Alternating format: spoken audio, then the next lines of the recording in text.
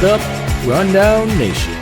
This is Wahl coming at you without Woj today, going over another mini-sode for you guys. Before we get into it, I want to remind everyone that our podcasts are now available Thursday mornings. This came at the request of some of our fans. You guys wanted to listen to us earlier? Well, we heard what you had to say. Thursday morning, our episodes are now available.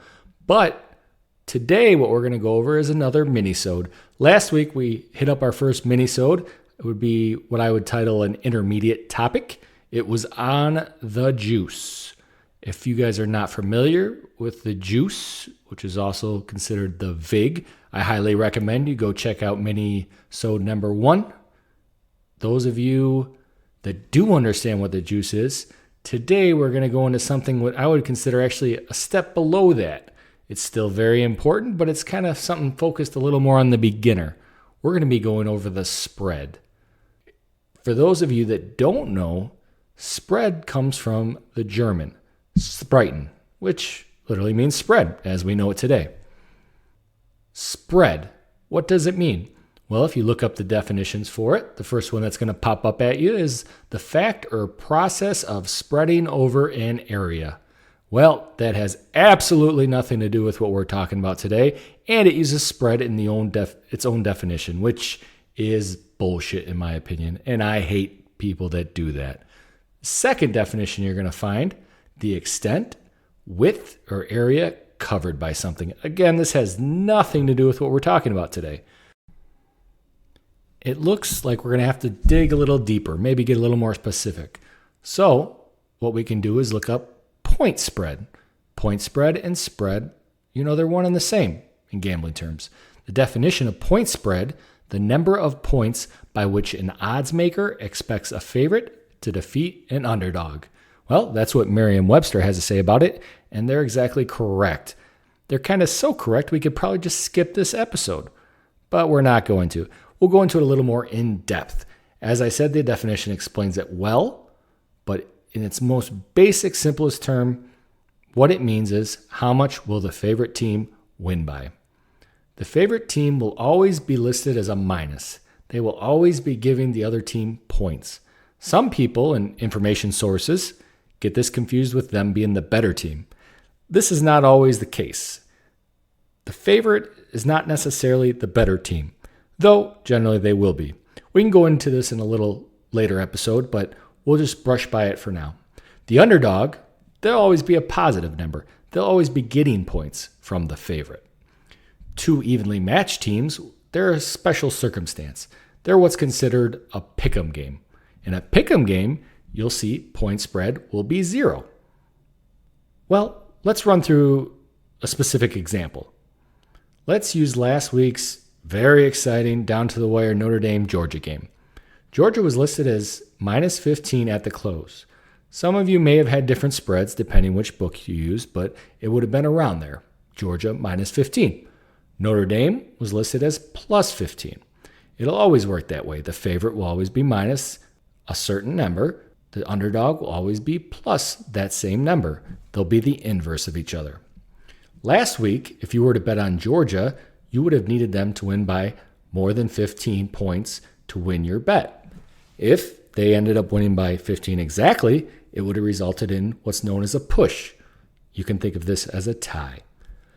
Notre Dame, if you had them, you needed them to lose by less than 15. Again, in an exact tie, should they lose by exactly 15, it would be a push. What happened in the game, the final score ended up being Georgia 23, Notre Dame 17. Those of you that aren't around a calculator, that difference comes out to 6. Georgia won the game by 6. Although they did win the game, they didn't win enough to what's known as cover the spread. Everyone who bet on Georgia at minus 15 would have lost. Those that bet on Notre Dame plus 15 would have won their wager. Some people, and I've actually had this question before, may be asking, what's with the half a point? This half a point is actually so prevalent, it has a name, a special name. You've probably heard Woj and I say it a number of times, but a half a point is considered a hook. You might have heard someone say, hey, I lost on a hook. Though generally that's not their reaction. Their reaction is, God darn it, I lost on a damn hook.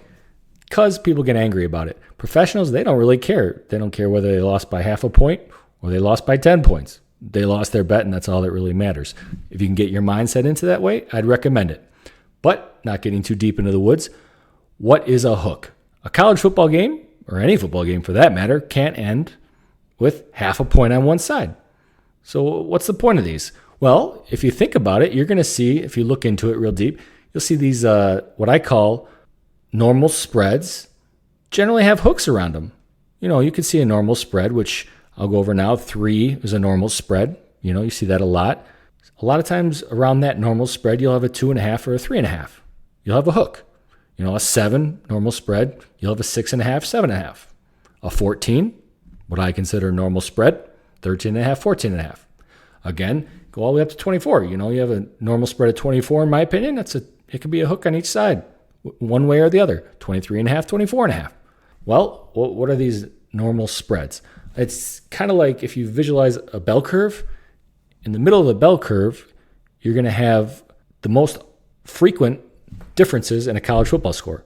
These are going to be your normal spreads. Around these normal spreads, considering they happen more often than not, the casinos may want to put a hook on there. Well, why would the casinos want to put a half a point on these spreads? They don't like ties. Casinos, books, one and the same these days. They don't like ties. They're in the business of taking risk they know that's going to pay off in the long run, and they collect what they hope is the same amount of money on one side and the same amount of money on the other side. They pay the winners off with the losers' money, and they keep the juice, which, again, we talked about in mini episode 1. Highly recommend you check it out. But if there's a push, then there is no loser. There is no money for them to take. As I like to say, no juice for you. But this is not the only circumstance. Also, the books may want to put a hook on a game that gets too one-sided. For example, you have a +3 on one team that everybody's betting on. Well, they don't want too many people to jump on one side. As we've just gone over, I'm sure you could understand that. So what they'll do, they'll move that +3 to a 2.5. Really hasn't changed a whole lot other than the fact the people that picked +3 no longer have an opportunity to push. For the people that had -2.5, not a whole lot has changed. They'd be the ones on the other side. Understanding that kind of makes sense then. They're trying to entice the bettors to one side in an effort to collect even money on both sides. Hey, you might even see where the game is +3, then all of a sudden it's +2.5, then it's back up to a +3. Hey, they're just trying to get as much money as they can out of people, making sure things stay balanced. Well, I know it's kind of a beginner lesson today. Hopefully I've dropped some knowledge on you guys. Hopefully you enjoyed it. If you have any questions or requests, feel free to hit us up on Twitter at WWCFB. Check out our Instagram. It's been blowing up lately. college_football_rundown. If you have any requests again or questions, feel free to contact myself or Woj. That's Kyle or Matt at collegefootballrundown.com. Don't forget, our new times, Thursday morning. Be sure to check us out. Woj will be back with me then. But until that time, what do you say, Rundown Nation? Let's make some money.